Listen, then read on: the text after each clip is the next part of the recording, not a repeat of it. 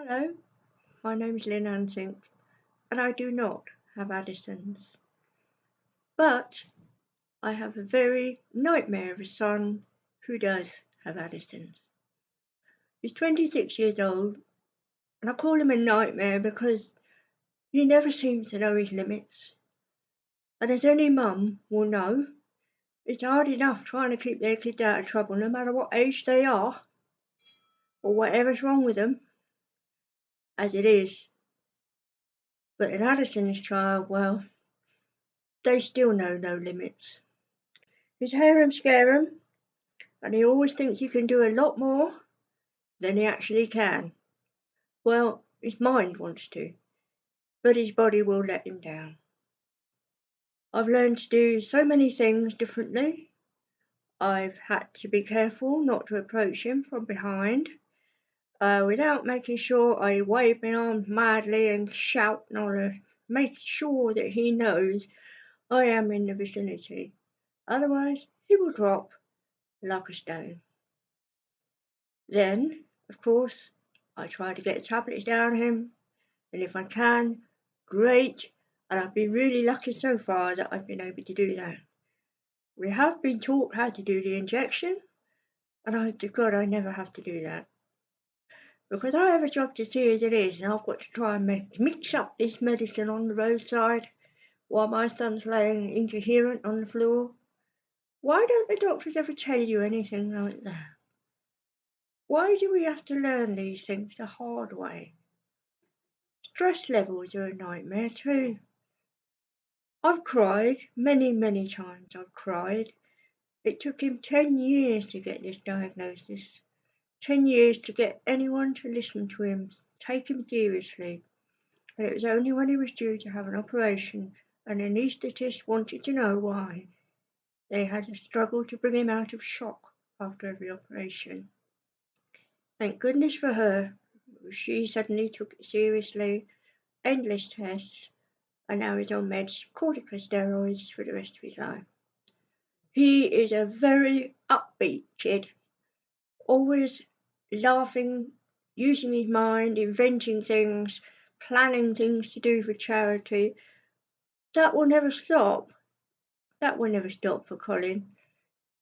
Because as long as his mind goes on, well, his body's just going to have to get used to the idea, isn't it? We could easily say, why us? Why him? Why only the good people seem to get it? But then again, you could also say, well, why not? Somebody has to have it. It's made us stronger. It's made us more careful, more aware of the dangers that we never looked at before, stress triggers, its limits, all of that. But yes, of course I've cried. I'm his mum, but I never let him see that. Well, the secret's out now, but so what? But what I really want is for some other mums of Addison's children to come forward and contact us some way, because I'm sure you've all had the same trials and tribulations as I have. I'm a single mum and it's difficult. I don't have anyone else to pass it over to help out when he goes ill and he goes into an Addison's days, as I call them. He finds it hard to accept. He's written a will. He asked me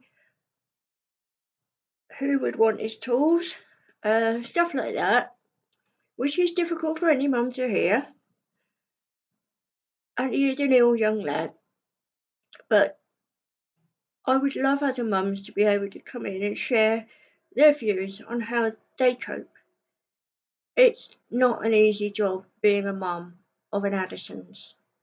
It really is not.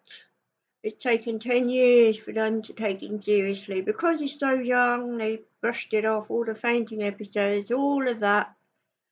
And finally they have, and this is what we have to take on board. Please contact me if you can, or Colin Ansink himself. He's on YouTube as well.